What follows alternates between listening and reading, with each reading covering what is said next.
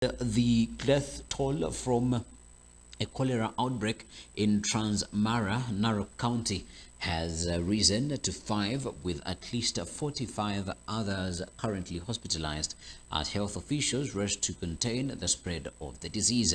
Now, county authorities have shut down eateries and banned the sale of food in open markets as part of emergency measures to stem further infections.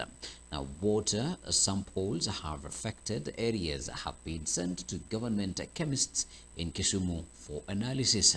And the latest fatality is a woman who sold vegetables at a local market at Transmara West Hospital. Doctors and nurses are working around the clock as dozens of new patients continue to arrive, many suffering from severe dehydration and shock. And inside the wards, the situation is dire. Men, women, and children are receiving urgent treatment, battling the potentially deadly infection. Here are the full details to the story. Kuanza kutapika, nikaanza kutapika damu. Nikaona ukimbilio wangu lazima nikimbie mpaka hapa, nikatafuta pikipiki. Mtoto alianza kuumwa na tumbo on Saturday usiku. So on Sunday asubuhi nikaamua kumleta hospitali. Alikuwa na signs za kuharisha, na hiyo joto ndo alikuwa nayo. And away from that, now to Faith Odhiambo resigns from Ruto's protest victim compensation panel. And after weeks of mounting pressure, Law Society of Kenya President Faith Odhiambo has resigned from her position as Vice Chair of the government-appointed panel of experts on compensation of victims of demonstrations and public protests. In a statement shared with media houses Monday, Odhiambo said she had tendered her formal and immediate resignation to the head of public service, citing the need to safeguard LSK's independence and unity amid ongoing legal and constitutional challenges. The panel, established through an August 25th Kenya Gazette notice, was tasked with recommending compensation for victims of police brutality and violence during youth-led anti-government protests this year and last year, in which over 120 people were killed and hundreds more injured. And Odhiambo on Monday said she has accepted the role because it offered a chance to reform Kenya's legal and institutional framework for victim reparations, which she described as inadequate in addressing historic crises of police overreach. As well, she noted last month's court order suspending the panel's operations, making it impossible to meet its 120-day mandate. Here are full details to the story.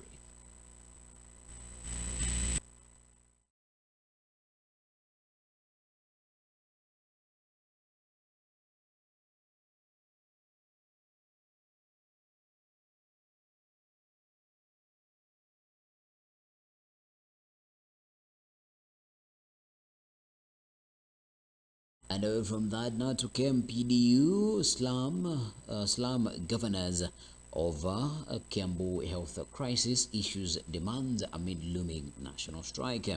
And the Kenya Medical Practitioners and Pharmacists and Dentists Union, KMPDU, has sharply criticized the Council of Governors for what it terms as an indifferent and heartless handling of the Kiambu health crisis, accusing the county bosses of trivializing the death of 131 newborns.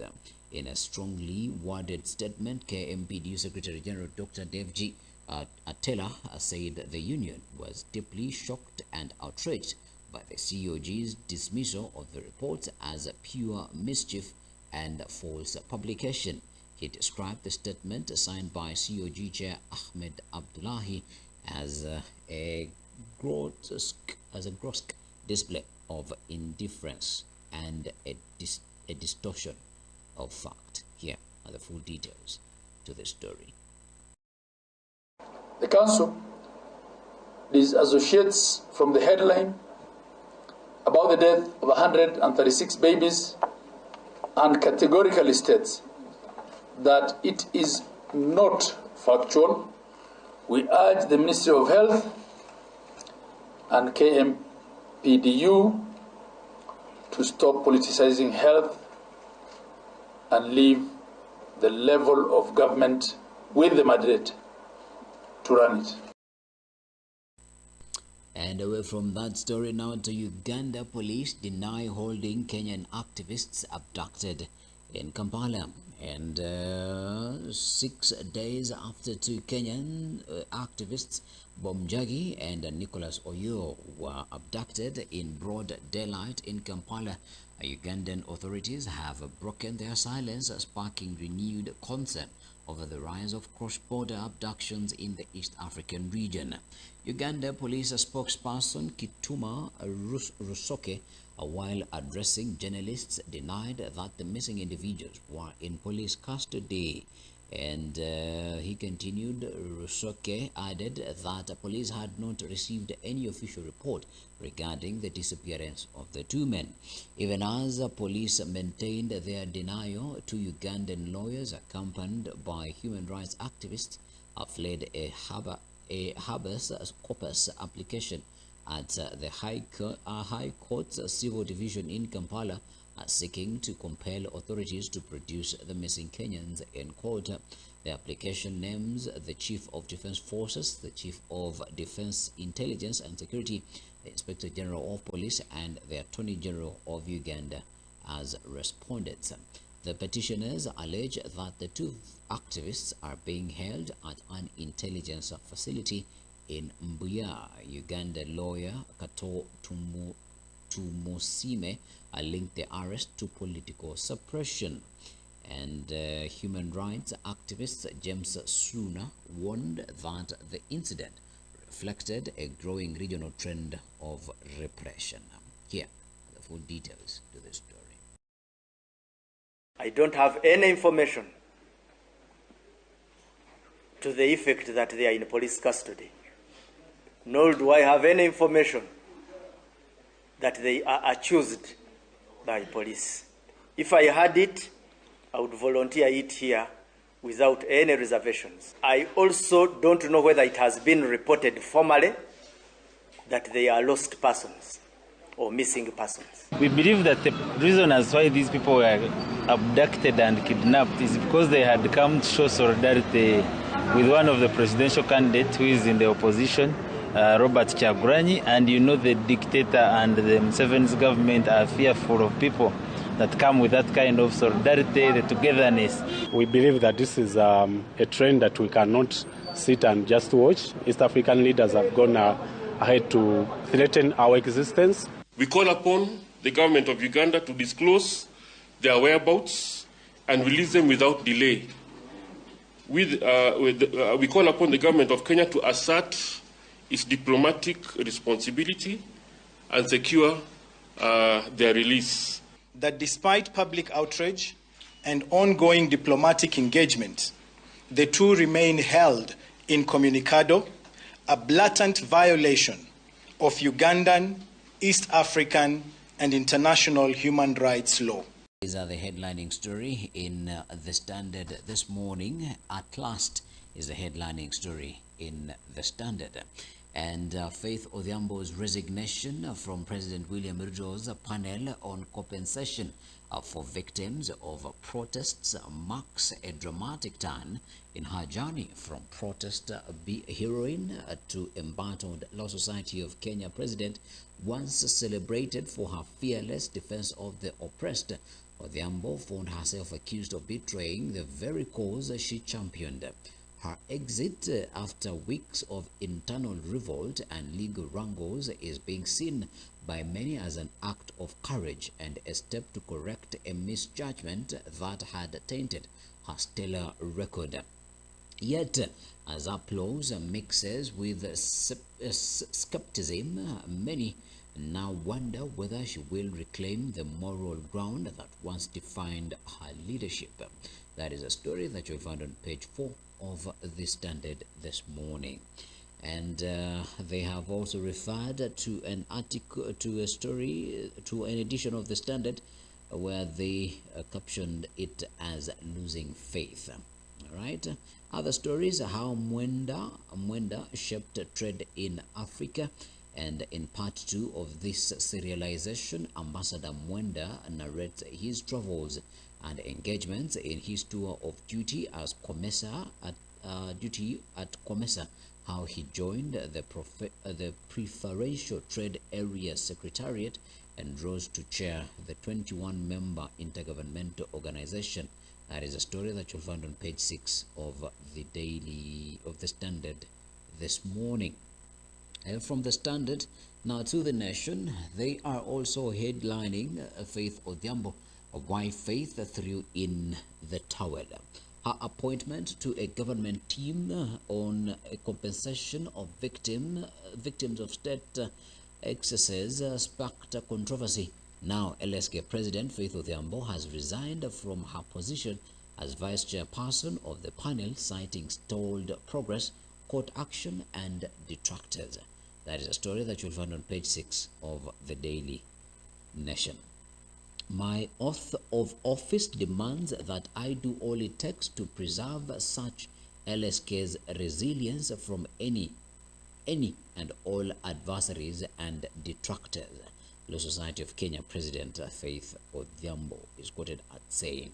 Among other stories, where is Njagi?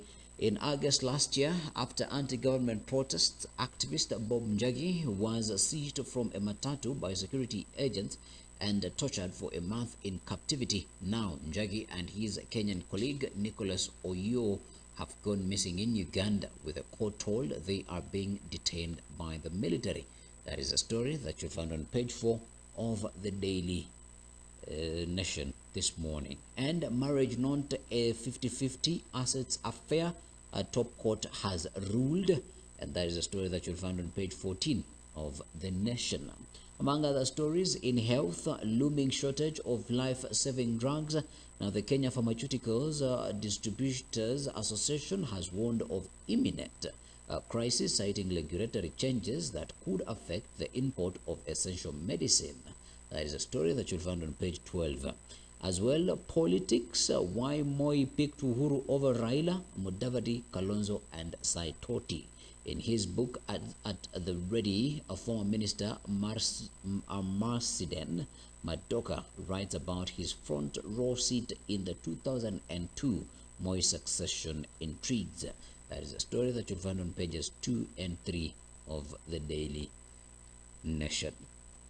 Among other stories in trade, the MPs set condition for sale of Kenya Pipeline, and if it's privatized, the Kenya Pipeline Company will not import or sell petroleum products without approval from the National Assembly. That is a story that you'll find on page 10 of the Nation this morning.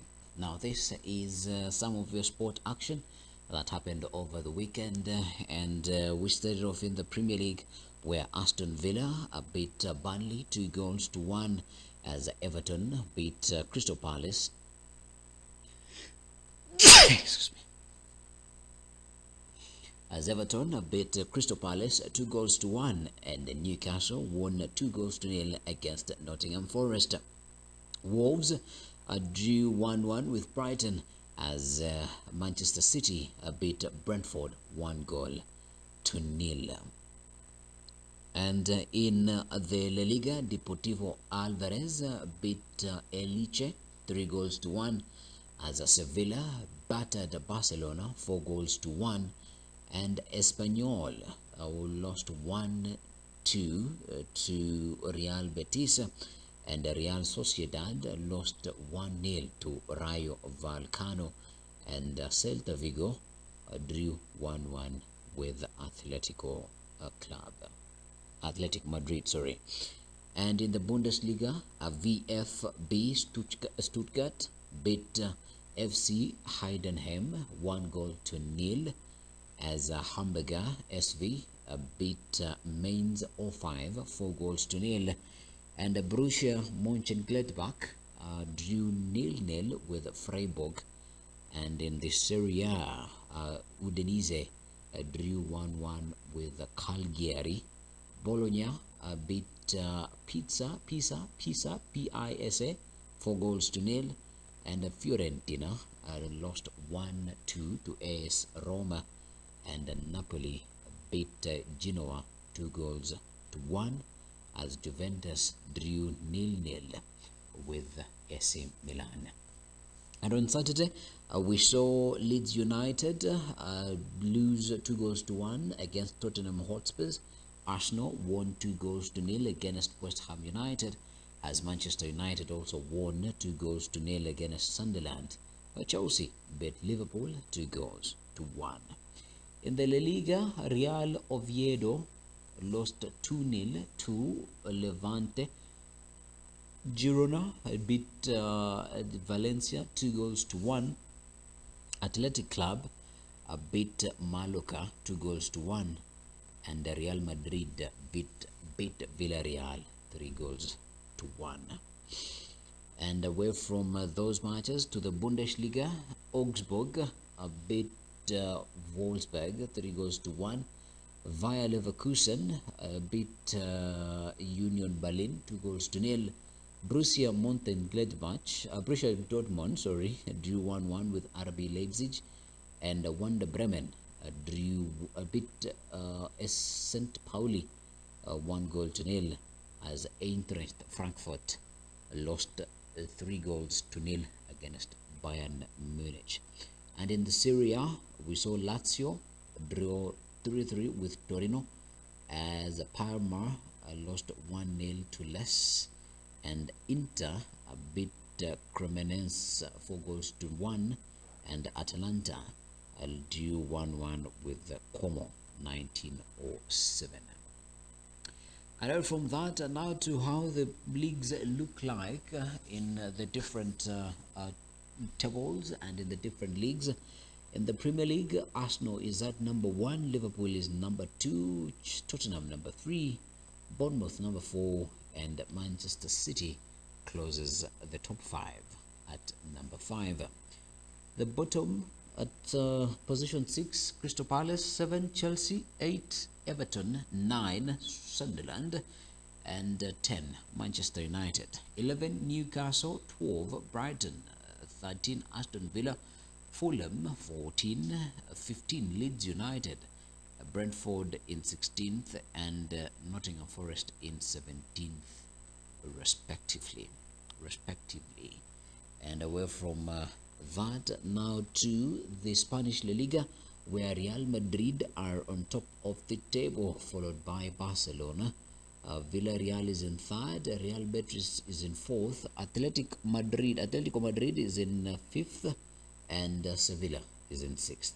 Elche is in 7th, Athletic Club is in 8th, 9th Espanyol, 10 Alves, and 11 Getafe, 12 Osasuna, 13 Levante, 14 Rayo Vallecano, 15 Valencia, 16 Celta Vigo, and 17 Oviedo.